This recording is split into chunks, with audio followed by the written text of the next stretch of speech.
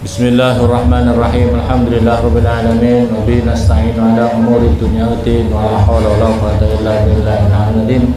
Allahumma shalli wa sallim wa barik ala sayyidina Muhammadil Fatih lima khalaqatin wa khataman nasrul haqq wal haqq wa siratal mustaqim wa ala alihi wa sahbihi haqqa qadrihi wa miqdaril azim.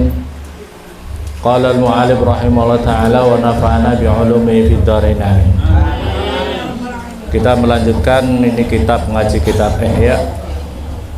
Kita akan membahas wasaful qauli fi hada, dan utawi penjelasan ini ucapan fi hada di dalam ini, annal hizbah laha khamsu maratib kama sayati. Annal hizbah sesungguhnya mempersiapkan amalan amar ma'ruf nahi mungkar. Laha itu bagi hizbah. Hizbah itu adalah mempersiapkan kesiapan kita untuk beramar ma'ruf. Itu ada khamsu maratib, ada 5 tingkatan. Kama sebagaimana perkara sayati yang bakal datang apama. Awaluha utawi permulaannya 5 maratib, khamsu maratib itu at-ta'rif, itu memperkenalkan. Jadi orang yang beramar ma'ruf nahi mungkar, yang pertama itu harus memperkenalkan terlebih dahulu, atau memberitahukan, ya, memberitahukan dulu terhadap apa materi, apa tujuan daripada amar ma'ruf nahi. Ini ta'rif pertama, itu ta'rif. Jadi orang yang harus pelaku amar ma'ruf nahi mungkar itu harus tahu juga kalau dirinya beramar ma'ruf nahi mungkar, kalau tanpa ilmu, kalau bagaimana dirinya mau memperkenalkan tentang amar ma'ruf nahi mungkar sementara dirinya sendiri tidak tahu bagaimana. Makanya harus tahu dulu untuk bisa memberitahu. Adakah orang yang tidak tahu bisa memberitahu? Ada apa tidak? Orang tidak tahu mau memberi apa yang mau diberitahukan. Makanya harus tahu dulu ya. Katakanlah beramar ma'ruf mau mengajarkan baca Al-Quran, dirinya sendiri tidak bisa baca Al-Quran. Mau mengajarkan fikih, dirinya sendiri tidak tahu fikih. Mau mengajarkan tafsir, dirinya sendiri tidak pernah ngaji tafsir. Jadi harus tahu dulu. Jadi pertama itu at-ta'rif, kata Imam Ghazali. Wasaniyah utawi yang kedua itu al-wa'du bil kalamil latif. Al-wa'du itu memberi nasihat bil kalami, dengan bicara al-latif yang lembut. Perhatikan, kalau bicara memberi nasihat dengan kata-kata yang lembut. Maka oleh karena itu diceritakan Al-Ma'mun, seorang khalifah Al-Ma'mun itu pernah didatangi oleh seorang pendakwah. Dengan cara dakwah yang keras banget. Dakwahnya itu kasar dan keras. Kemudian Sultan Al-Ma'mun itu berbicara gini, pendakwah, ustadz, mungkin kalau bahasa sekarang, ustadz, bicaralah kamu yang lembut, jangan kasar-kasar, jangan keras. Karena sekarang ini ada tukang-tukang dakwah yang ngomongnya itu kasar-kasar, keras-keras, suka mencaci maki, suka menimbulkan perpecahan di tengah-tengah umat. Maka kata khalifah, ustadz, kalau ngomong yang pelan-pelan, kalau ngomong yang halus. Kamu mendakwai orang itu ngomong yang halus. Terus apa jawabnya? Kata Khalifah Al-Ma'mun, ya rajul, faqad ba'asallahu man huwa khairum minka ila man huwa sarrum minni. Ini makalahnya Al-Ma'mun. Qad ba'asallahu, sungguh Allah telah mengirimkan man huwa khairum minka, seseorang yang lebih mulia daripada ente. Seseorang yang lebih mulia daripada ente, dan diutus seseorang yang lebih jelek daripada saya, kata saya Mamun, ya. Kamu, Allah pernah mengirimkan seseorang pendakwah yang lebih baik daripada ente, dan yang didakwai lebih jelek daripada saya. Siapa itu? Nabiullah Musa alaihissalam. Nabi Musa kira-kira lebih mulia mana dengan ustaz-ustaz sekarang ini? Nabi Musa. Dengan kiai-kiai sekarang ini lebih mulia mana? Itu pun diutus kepada orang yang lebih jelek daripada saya, yaitu Al-Ma'mun, seorang khalifah yang Masya Allah luar biasa. Lebih jelek daripada saya karena saya Islam, karena saya seorang khalifah, karena saya Amirul Mukminin, mengurus umatnya Islam. yang lebih jelek daripada saya. Siapa itu yang diutus yang lebih jelek daripada Al-Ma'mun? Siapa? Fir'aun. Fir'aun itu lebih jelek. Tapi Allah berfirman di dalam Al-Quran, faqula lahu, maka katakanlah wahai kamu Musa dan Harun, faqula lahu, maka berbicaralah kamu Musa dan Harun, lahu kepada Fir'aun, qaulan layyinan, dengan ucapan yang lembut, ya, la'allahu yatadzakkaru, agar supaya dia bisa mendapatkan, bisa diingatkan dan bisa takut kepada Allah. Ya, paham ya? Jadi kalau ada pendakwah-pendakwah yang kasar-kasar, yang suka ngamuk-ngamuk di muka podium, maka harus belajar daripada Al-Quran ini. Ya, Nabi Musa lebih mulia mana dari para pendakwah kita sekarang ini? Lebih mulia Nabi Musa, diutus kepada orang yang lebih jelek daripada kita, yaitu Fir'aun. Itu pun Allah berfirman, ucapkanlah, berdakwahlah kamu dengan ucapan yang lembut. Paham apa paham? Nah, terus ini marotib yang kedua. Jadi martabat yang pertama takrif, yang kedua adalah dengan nasihat, bicara yang lembut. Wasalisa, yang ketiga itu as-sabbu wa ta'nif, yaitu yang tingkatan ketiga. Nah, ini tingkatan ketiga, kata Imam Ghazali, itu boleh dengan kata-kata mencaci, wa ta'nif, dan berkata yang keras. Walastu a'ni, dan tidaklah saya menghendaki siapa saya bisabi, dengan mencaci alfas yang keji. Bal ayyakul, sebalik mengucapkan ya jahil, kamu bodoh gitu aja. Jangan dengan kata-kata yang cacian yang kebacut. Cacian yang kebacut, suatu contoh misalnya apa? Kata-kata yang sangat jelek, cacian yang sangat jelek namanya. Kalau jahil, kamu yang bodoh, belajar kamu yang sungguh-sungguh, namanya gitu ya. Kamu yang suka tiduran terus, ayo bangun, ikut ngaji. Paham apa paham? Ya. Kata-kata ini asab di sini adalah yang tidak keji. Atau kata-kata yang keras. Bal ayyakul, ya ahmak. Kalau ahmak juga boleh dari Ghazali. Ini tingkatan 3. Ya ahmak, wahai yang idiot. Ada yang namanya idiot di sini? Ada? Jangan ngantuk-ngantuk kamu. Kalau ngantuk-ngantuk nanti wah, apa idiot ya? Kok kasih nama anaknya kamu Muhammad idiot?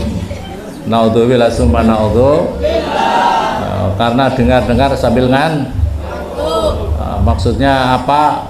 Dikasih nama sama dengan orang lagi ngantuk-ngantuk. Minal kafirin, kasih nama apa itu namanya anak kamu? Kafirin. Saya itu pernah di kampung namanya musyrikin, saya ganti namanya muslihin, karena itu ngajinya tidak sungguh-sungguh. Namanya musyrikin, orang-orang yang itu saya ganti namanya menjadi muslihin. Yang berikutnya lagi apa itu? Ya fasik, wahai orang yang fasik. Orang yang fasik itu orang yang suka melakukan maksiat. Allah takhafu minallah, apakah tidak takut siapa kamu minallahi, daripada Allah? Wa ma yajri hadal majri, dan wa ma dan ora yajri berjalan hadal majri, pada ini perjalanan, daripada ini ucapan. Ini tingkat ketiga, paham? Ini tingkat jadi harus ada memperkenalkan dulu, harus ada memperkenalkan dulu. Artinya apa ini? Yang kedua harus ada dengan kata-kata yang lembut dulu, jangan langsung yang kasar dulu. Paham ya?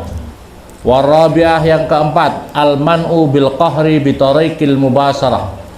Yang keempat, ini tingkatan yang keempat, al-man'u itu mencegah perbuatan mungkar, bil qahri dengan paksaan, bi tariqil mubasyarah dengan jalan secara langsung, langsung. Kakasril malahi, seperti memecahkan alat musik, wa iraqatil khamri, dan menuangkan minuman keras, waqtitabi sobi, dan menyambar pakaian al-harir, dari ayam apa itu sutra, min badari, daripada badannya orang, wastilabi sobi, dan membuka pakaian al-maghsub, yang digosok, minhu, daripada orang, waradi, dan mengembalikan sob ala sahibih, atas yang memiliki pakaian. Yang keempat ini al-man'u larangan ini. Al-man'u larangan bil qahri bi tariqil mubasharah.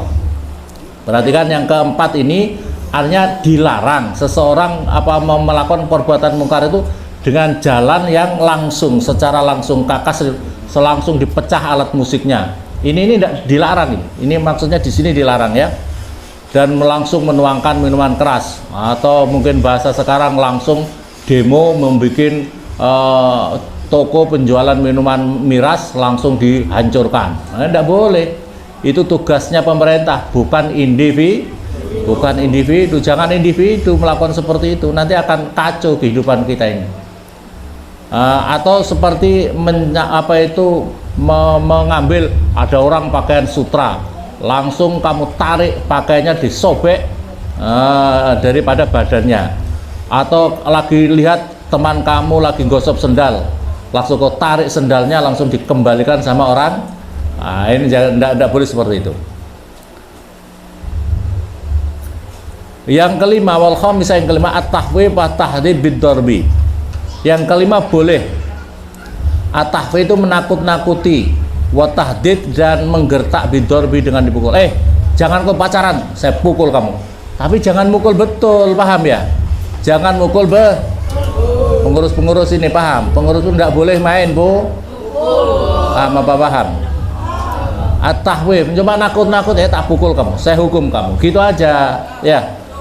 Au mubasaratud darbi, atau langsung memukul lahu kepada orang.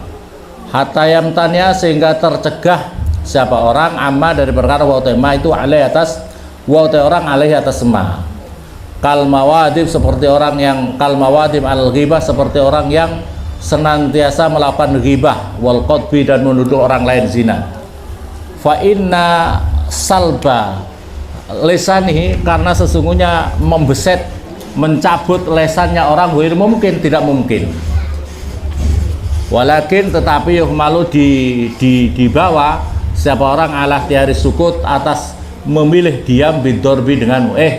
Jangan bicara terus kamu, jangan bikin bicara ghibah terus, jangan suka menuduh orang, bicara kamu, diam kamu. Wahada ini qad yahuju, terkadang diperlukan ilasti'anatin, pada memberikan pertolongan, wa jam'i a'wanin, dan mengumpulkan teman-teman atau pembantu-pembantu, minal janibain, daripada dua belah pihak, wa yajurru, dan menarik dzalika ila qitalin, pada perang tanding. Perang tanding. Wa isarul maratib, dan selebihnya beberapa tingkatan, la yakhfa wujuh istighnaiha, tidaklah samar apa wajah dibutuhkannya maratib an idnil imam, daripada idinnya imam, illal martabah khamisah, kecuali martabat yang kelima, fa inna fiha nadharan sayati, karena sesungguhnya dalam yang kelima ini adalah ada penelitian sayati yang bakal datang. Jadi kecuali yang lima, artinya kecuali yang lima itu sudah action dakwah, yang kelima itu sudah ada action dakwah. Makanya coba nggak ada itu tadi buku-buku ini loh.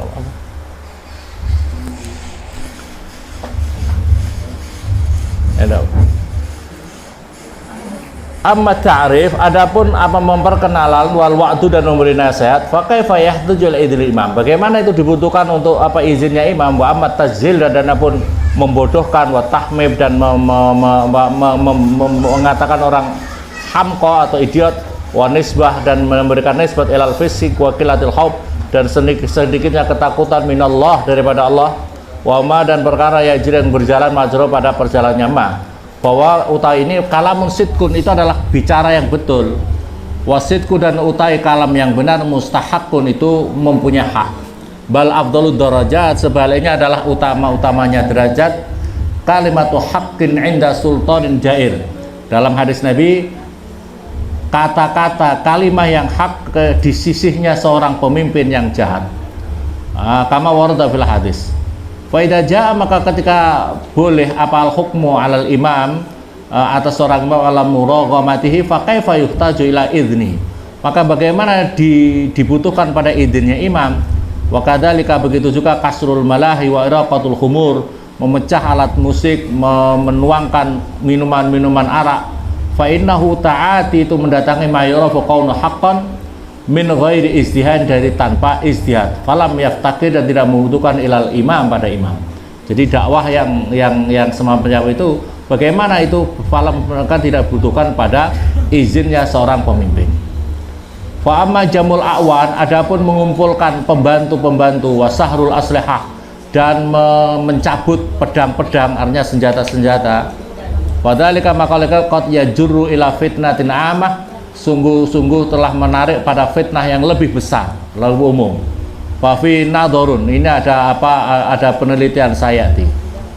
Wastimraru adati salaf, dan utawi berjalannya adatnya ulama salaf alal hisbah, atas beramar mempersiapkan amar ma'ruf nahi munkar alal wulad, qatiun itu diputuskan bi ijma'im dengan sepakatnya para ulama salaf anil istighna, daripada tidak membutuhkan anil tafwid, dari menyerahkan berserah diri.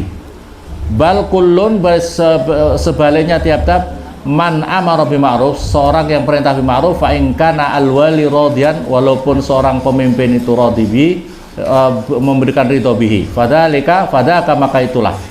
Fa in kana walaupun ada siapa wali sakhitan lahu, fasuh tahu maka utai murkanya seorang pemimpin itu kemungkaran, yajibu maka wajib apa ingkar alaih, ada seorang pemimpin yang menolak atas perbuatan amar ma'ruf nahi munkar. Fa kaifa yuhtaju ila idzni fil inkar alaih, maka bagaimana dibutuhkan pada izinnya seorang wali fil inkari alaih, di dalam mengingkari ini. Wa yadullu ala dzalika adatu salafil inkar alal a'immah radhiyallahu anhum ajmain, kama ruwiya anal Marwan bin Hakam, diriwayatkan seorang sahabat namanya Marwan bin Hakam khotbah qabla salat, khutbah sebelum salat, memberi ceramah sebelum salat hari raya itu, bil id. Faqala lahu rajul, maka berkata seorang laki-laki, innamal khutbah ba'da salat, Marwan, sesungguhnya khutbah itu sakmarine salat kalau hari raya, ya. Faqala lahu Marwan, turika dzalik, itu ditinggalkan ya Aba Fulan, wahai bapaknya Fulan.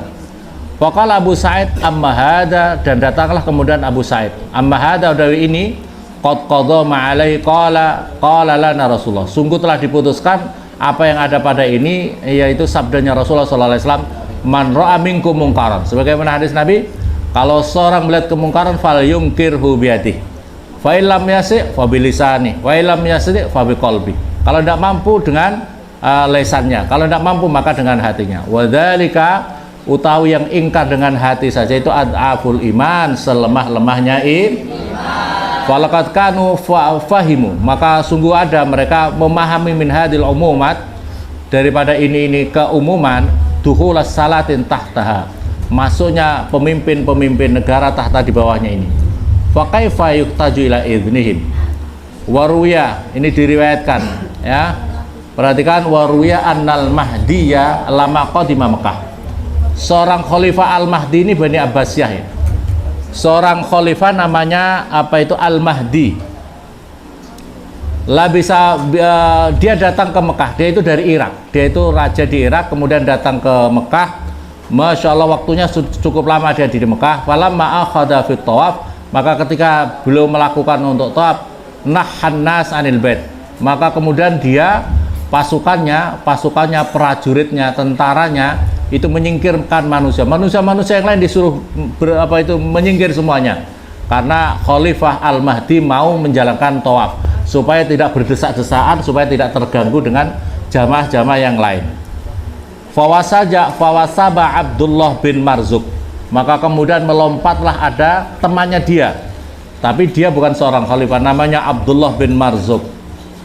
Falababuhu, maka kemudian meletakkan Abdullah bin Marzuk ini biridai dengan selendangnya. Summahazau, maka kemudian menggerak-gerakkan lahu undur matasna, kamu Khalifah Mahdi, lihatlah apa yang kau kerjakan.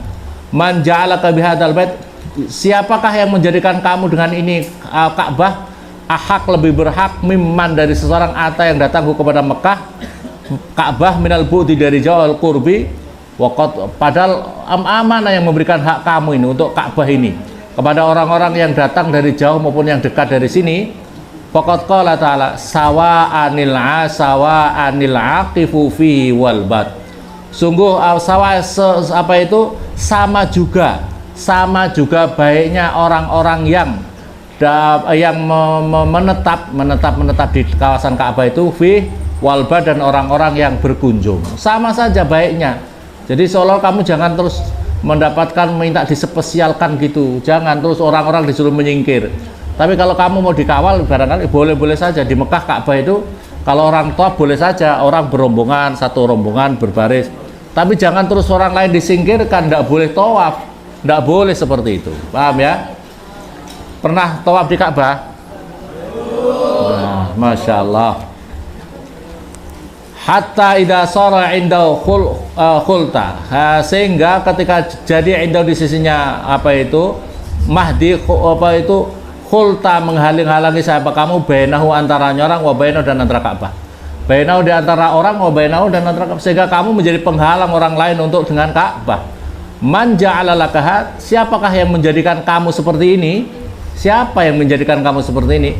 Wa nadhara, maka melihat siapa al-Mahdi fi wajhi, di dalam wajahnya Abdullah bin Marzuq, wa kana ya'rifu, maka kemudian dia kenal li anna min mawalihim, wa qala ubudillah, beribadah kamu bin Marzuq.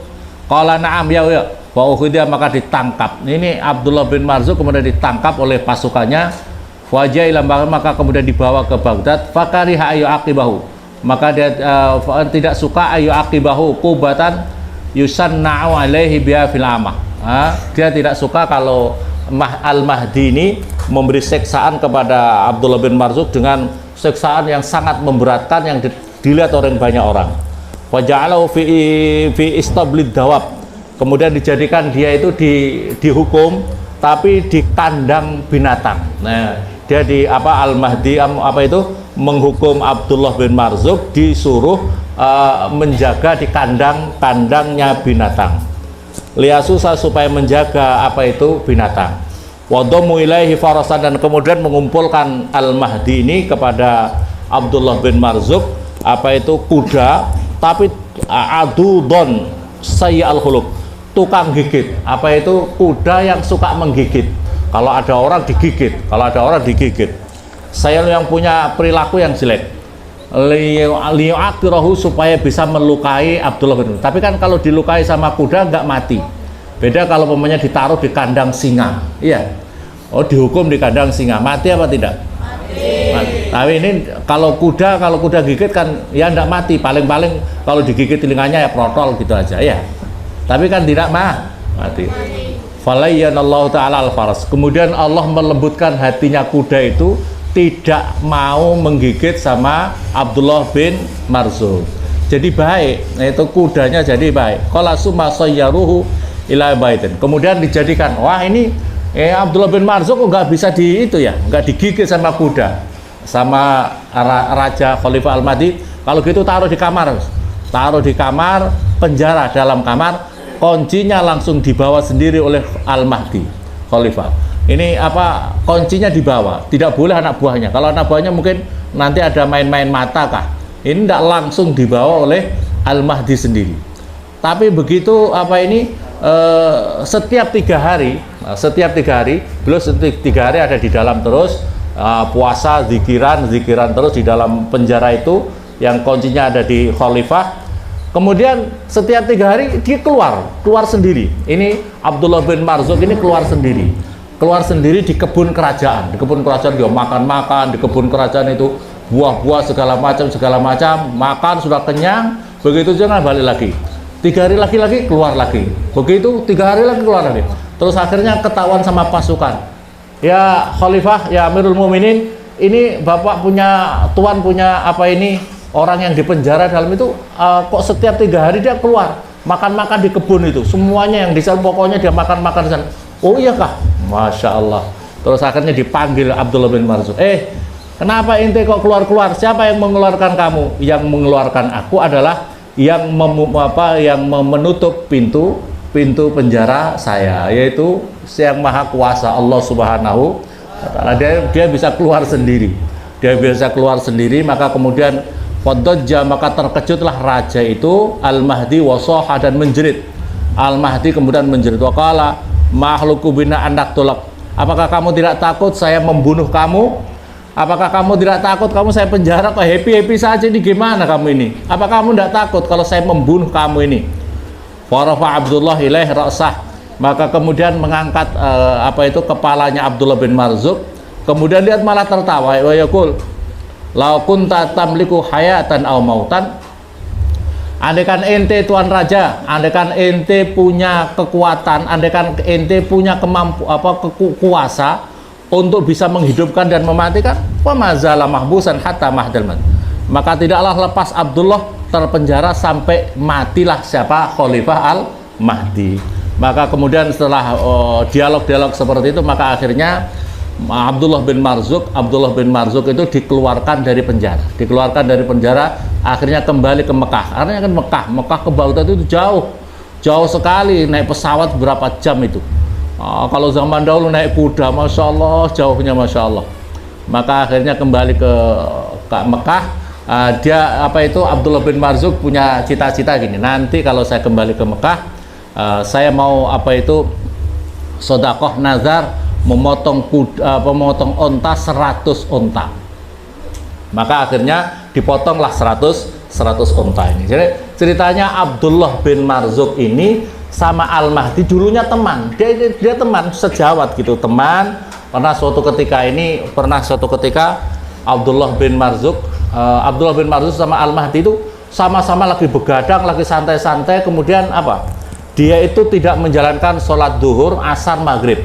Padahal dia punya pembantu perempuan itu sahaya, kayak budak sana.